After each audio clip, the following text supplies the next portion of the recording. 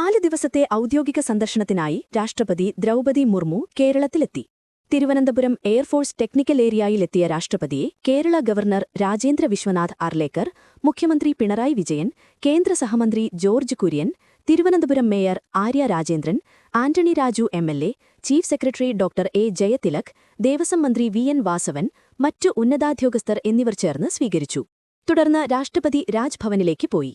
October 22 രാഷ്ട്രപതിയുടെ സന്ദർശനത്തിൽ ഏറ്റവും പ്രധാനപ്പെട്ട പരിപാടിയാണ് ശബരിമല ദർശനം. രാവിലെ 9 തിരുവനന്തപുരം വിമാനത്താവളത്തിൽ നിന്ന് വ്യോമസേനയുടെ ഹെലികോപ്റ്ററിൽ രാഷ്ട്രപതി നിലയ്ക്കലേക്ക് തിരിക്കും.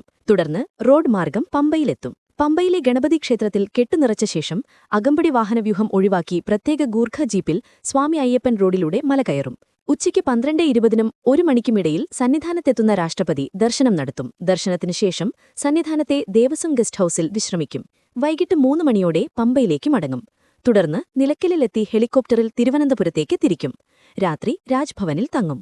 രാഷ്ട്രപതിയുടെ ശബരിമല സന്ദർശനം പ്രമാണിച്ച് സുരക്ഷാ ക്രമീകരണങ്ങൾ ശക്തമാക്കുകയും തീർത്ഥാടകർക്ക് നാളെ നിയന്ത്രണമേർപ്പെടുത്തുകയും ചെയ്തിട്ടുണ്ട്. ശബരിമലയിൽ സന്നിധാനത്തെത്തുന്ന ആദ്യ രാഷ്ട്രപതിയാണ് ദ്രൗപദി മുർമു. ഒക്ടോബർ 23 രാജ്ഭവനിൽ മുൻ രാഷ്ട്രപതി കെ.ആർ. നാരായണന്റെ പ്രതിമ അനാച്ഛാദനം ചെയ്യും. വർക്കലയിലെ ശിവഗിരി മഠത്തിൽ ശ്രീനാരായണ ഗുരു മഹാസമാധി ശതാബ്ദി ആചരണം ഉദ്ഘാടനം ചെയ്യും. പാലാ സെന്റ് തോമസ് കോളേജിന്റെ പ്ലാറ്റിനം ജൂബിലി ആഘോഷങ്ങളുടെ സമാപന ചടങ്ങിൽ പങ്കെടുക്കും. രാത്രി കോട്ടയം കുമരകത്തെ പാജ് റിസോർട്ടിൽ തങ്ങും. ഒക്ടോബർ 24 എറണാകുളം സെന്റ് തെരേസാസ് കോളേജിന്റെ ശതാബ്ദി ആഘോഷങ്ങളിൽ പങ്കെടുക്കും.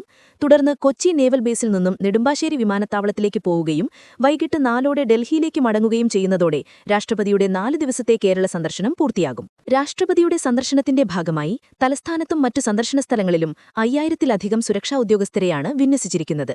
തിരുവനന്തപുരത്ത് ഗതാഗത നിയന്ത്രണങ്ങളും ഏർപ്പെടുത്തിയിട്ടുണ്ട്.